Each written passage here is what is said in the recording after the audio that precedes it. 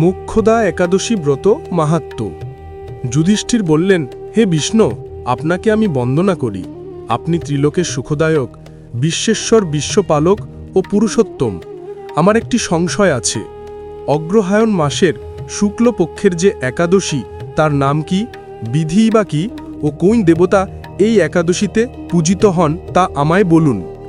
শ্রীকৃষ্ণ বললেন, হে মহারাজ, আপনি উত্তম প্রশ্ন জিজ্ঞাসা করেছেন, যার মাধ্যমে আপনার যশ চতুর্দিকে বিস্তৃত হবে।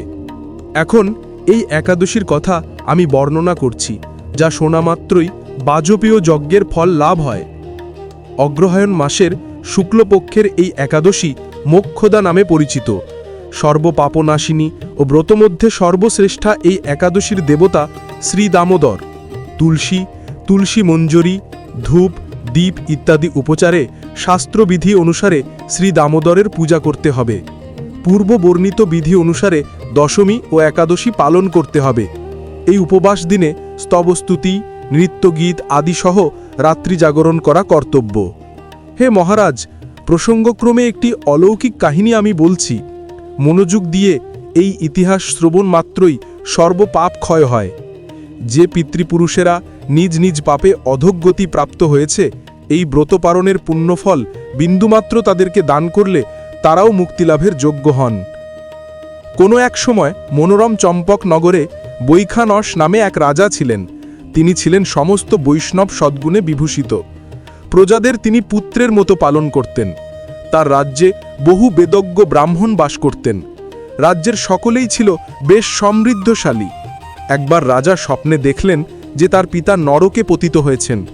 তা দেখে তিনি অত্যন্ত বিস্মিত হলেন। পরদিন ব্রাহ্মণদের ডেকে বলতে লাগলেন, হে ব্রাহ্মণগণ, গত রাত্রিতে স্বপ্নে নরকযাতনায় পিতাকে কষ্ট পেতে দেখে আমার হৃদয় বিদীর্ণ হচ্ছে।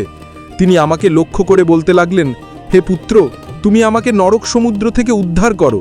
তার সেই অবস্থা দেখে আমার অন্তরের সুখ নেই। আমার এই বিশাল রাজ্য, স্ত্রী, পুত্র, কিছুতেই আমি শান্তি পাচ্ছি না।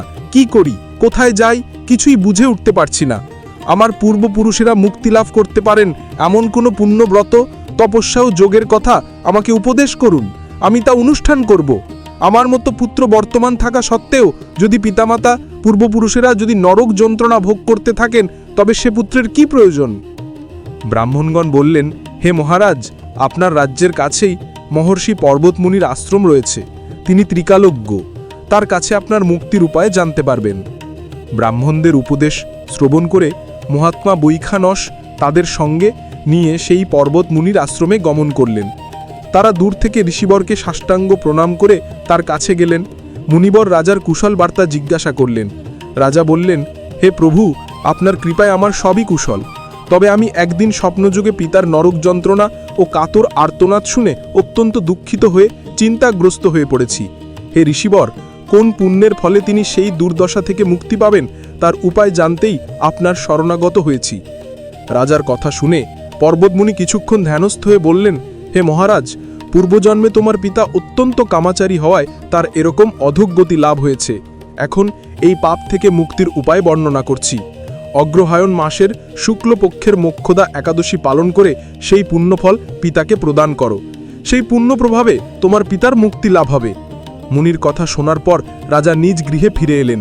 সেই পবিত্র তিথির আবির্ভাবে তিনি স্ত্রীপুত্রাদি সহ যথাবিধি মোক্ষদা একাদশী ব্রত পালন করলেন। ব্রতের পুণ্যফল পিতার উদ্দেশ্যে প্রদান করলেন। ওই পুণ্যফল দানের সঙ্গে সঙ্গে আকাশ থেকে পুষ্পবৃষ্টি হতে লাগল। হে পুত্র, তোমার মঙ্গল হোক, এই বলতে বলতে বৈখানস রাজার পিতা নরক থেকে মুক্ত হয়ে স্বর্গে গমন করলেন। হে মহারাজ যুধিষ্ঠির, যে ব্যক্তি এই মঙ্গলদায়িনী মোক্ষদা একাদশী ব্রত পালন করে তার সমস্ত পাপ বিনষ্ট হয় এবং মৃত্যুর পর মুক্তি লাভ করে। এই ব্রতের পুণ্য সংখ্যা আমিও জানি না। চিন্তামণির মতো এই ব্রতটি আমার অত্যন্ত প্রিয়। এই ব্রত কথা যিনি পাঠ করেন এবং যিনি শ্রবণ করেন, উভয়েই বাজপেয় যজ্ঞের ফল প্রাপ্ত হন।